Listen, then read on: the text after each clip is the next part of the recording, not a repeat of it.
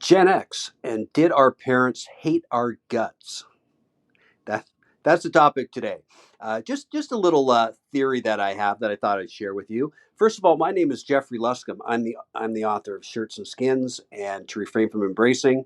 I write fiction about growing up Gen X, and nothing romanticized. It's realistic. What it was really like. My last novel, all set in the summer of 1977. But let's get into it.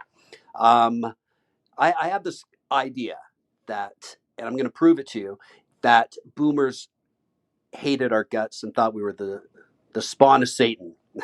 And let me tell you why. Um, I take a look at the films that boomers were watching when we were born and when we were young and when we were growing up. And I found something interesting here. Um, let's start with when we were being born. Now, late '60s, big film in the late '60s. 19 was it '68? Um, Rosemary's Baby. Now, you got to think what boomers were doing in 1968. Now, boomers.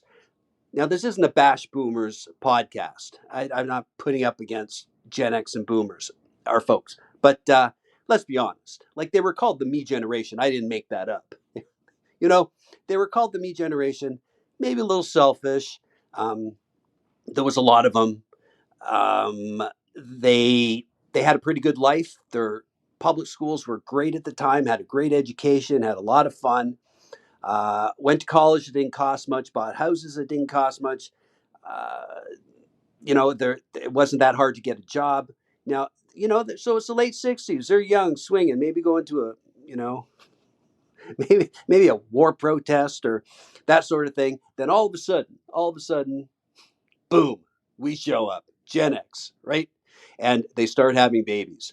And I think that we put a little crimp in them, we put a little crimp in their swinging, fun, me lifestyle. And when you take someone who's me, and there's someone else, I don't think that um, they were thrilled with it.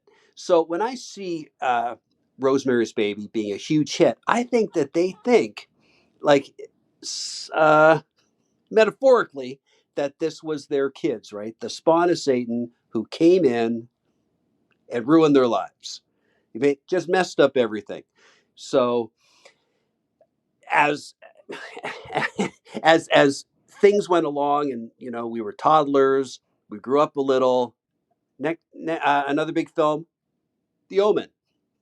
Not The Omen in the mid '70s. We were 7, 8, 9 years old, and so we're the Antichrist now. Young folk, the Antichrist, metaphorically, to them, of like, what are these people that we had?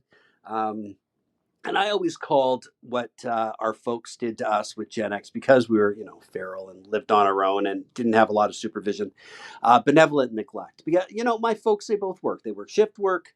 Um, I read about, growing up working class.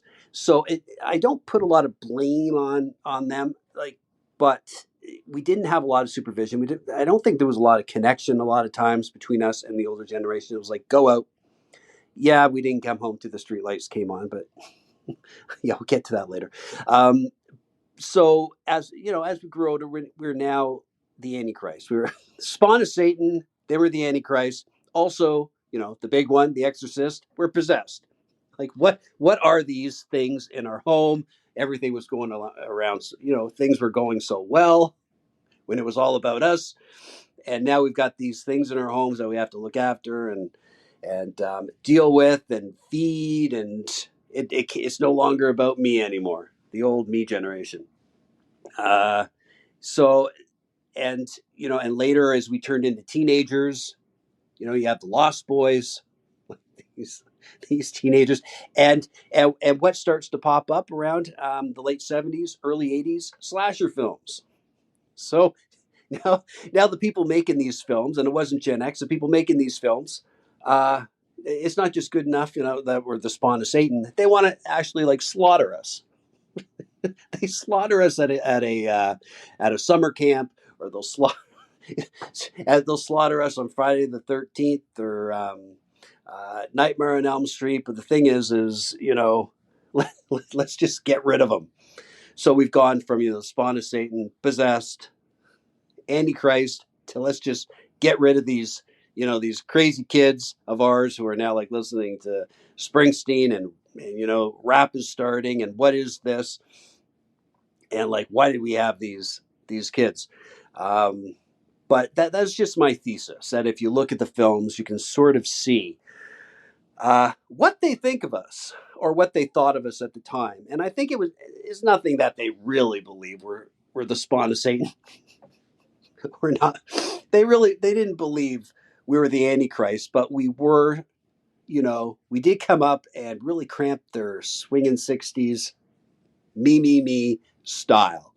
And now our if we're lucky enough still have our parents, they're older, need some help, need our help. A lot of us have kids of our own that we're trying to like pay for university, which isn't cheap like it was for them. So now Gen X is, yeah, we're learning how to grow older ourselves with older parents and kids, and maybe losing the equity in our own homes as we look after both of them. And so it's but I'm thinking maybe I should just do a PhD on this concept of boomers, horror films, and what they really thought of us at the time. I'm kidding, right? I'm kidding, but the concept is there, is what the people who are making these films thought of Gen X when we were young and growing. What do you think? Is this like a way out concept of what Gen X, what the Boomers thought of Gen X um, at the time in the '60s and '70s and '80s as we were growing up? Um, but it's just an idea that popped into my head. Just seeing these old horror films, and it's like, wow, what did they think of kids? What did they think of us specifically uh, with Gen X?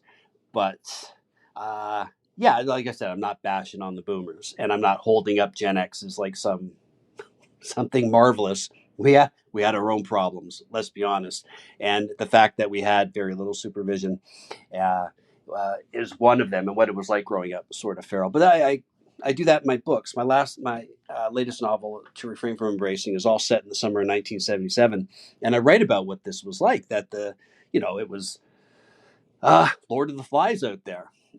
And, we settled things often violently. Um, Someone always had a black eye, even the girls. You had those little half moon circles under your eyes when you got popped in the nose. Yeah. Gen X remembers this because we all had them at different times, because that's how we settled things, because we didn't have the supervision, or we knew how to deal with those things. And sometimes we might, you know, punch out still, um, uh, as we try to figure out what is going on these days. But like I said, just an idea that the boomers might have thought that we were Satan for messing up their their fun lives, and the Mimi generation. I don't know what the Gen X generation is called. Not Mimi, maybe I don't know. The water hose, the streetlights. Don't come home to the streetlights, which is all true, but there's a darker side to that, which I uh, talk about in my books. But let me know what you think. Am I way off track here? Boomers, Gen X, Rosemary's Baby, The Omen, The Exorcist, the slasher films of the '80s. Let me know what you think.